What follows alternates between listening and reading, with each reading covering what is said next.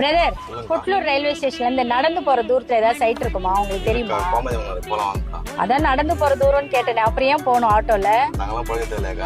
சரி, okay sir. தம்பி இங்க நீங்க சைட் போட்டிருக்கீங்கன்னு கூப்பிட்டு வந்தாரு. பட்ஜெட் ஃப்ரெண்ட்லியா இருக்குன்னாரு. நடந்து வர தூரம் தாங்க சார். ஆனா அவர் பழைக்கணும்ன்றதுனால நாங்க ஆட்டோல வந்தோம். என்ன பட்ஜெட்டுங்க சார் போட்டிருக்கீங்க? வெறும் ஒரு 4 கிரவுண்ட் 5 லட்சம் ரூபாய் பட்ஜெட் தான் மேடம். வீடுங்க சார்? வீடுனா ஒரு சிங்கிள் பெட்ரூம் 30 லட்சம் ரூபாய். ஒரு 2 BHK 39 lakhs மேடம். 39 லட்சம் சார். 39 லட்சத்துக்கு வீடு சொல்றீங்களா? ஆமாங்க மேடம். எங்களுக்கு எல்லாம் அபார்ட்மெண்ட்டே சென்னைக்குள்ள கிடைக்கல.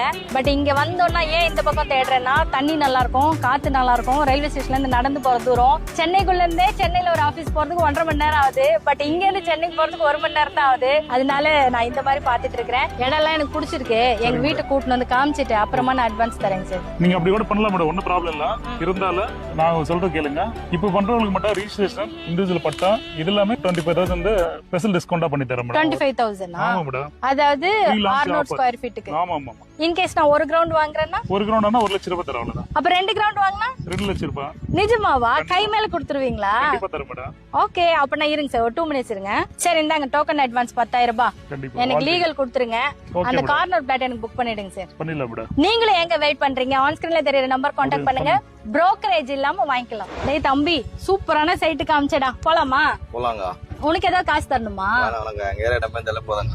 உங்க ஏரியா நம்பி வந்தாலே போதுமா? எங்களால நல்லா பாத்துப்பீங்களா? நல்லா பாத்துப்போங்க.